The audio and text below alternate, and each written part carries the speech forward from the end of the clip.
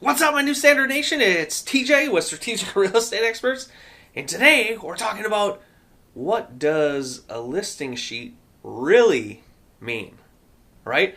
So when we fill out listing sheets, it's our chance to sell the property.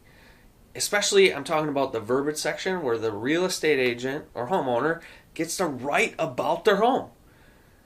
So what do they really mean? And then I also want to talk about square footage when you're looking at listings, especially the difference between a house and a condo and who's measuring it. So on a listing sheet, people will go, it depends on the property because there are some great properties out there, but people will stretch a little sometimes. Like they'll say great lake view or has lake view. Well, yeah, maybe that lake view is through a 2-inch narrow building gap where I got to crane my neck around to look out and see the water. So what I'm kind of talking about with this section is usually if somebody says something's a great feature or great view or something like that, they're actually going to go into it a little more. So if we say something that, if something has a lake view, I'm probably going to be more detailed and say great lake view of Monona Bay.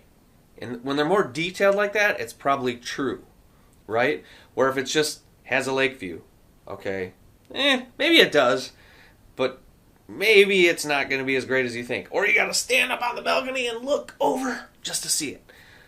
Like, same thing. If somebody says, great gourmet kitchen with updated high-end appliances, it's probably true because it's brand new and they're very specific. If they're just saying great high-end kitchen, well, that's subjective to what's high-end, right? Like high-end compared to rental property kitchen?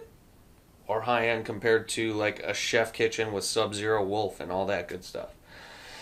The other thing, big thing, is square footage. So, one, make sure if the square footage is important to you, especially if you're valuing something on the price per square foot, that it's truly that square footage. Because if you measure inside the house and inside the rooms, you're going to get a different square footage than if you take the outside measurement of a house. So if they're measuring by the outside and the footprint of the house, that's different than if you measure each room individually and add all those numbers up. So, if you measure by the outside, which builders are going to do, and an easy way to get the square footage footprint of the house, that's going to be a different number than if you measure by the inside. Because depending on the wall thickness, that can shrink it up or down. We see a lot bigger discrepancies, especially in condos.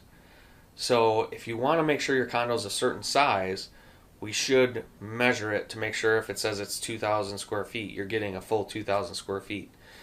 Because, again, if the seller's measuring it, or is it the buyer's measurement? Is it the builder's blueprints? What if the builder didn't build specifically to those blueprints and it was shrunk slightly or moved over, or is it a little bit bigger? So we have to factor all those things in.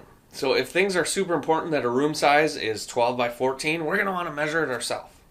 So just know when you're looking at those listing sheets, that's the agent's chance to put something in its absolute best light. To sell the property, to get you excited about it, to come and look at it.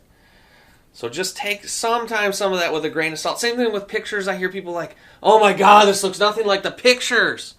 Like it's frustrating, I get it. But when you're selling, you want people to love your pictures so that they come and look at it. You don't want it to be so grossly misrepresented though, like some of them. But just know that's their chance to sell that, to get you into the property, to fall in love with it.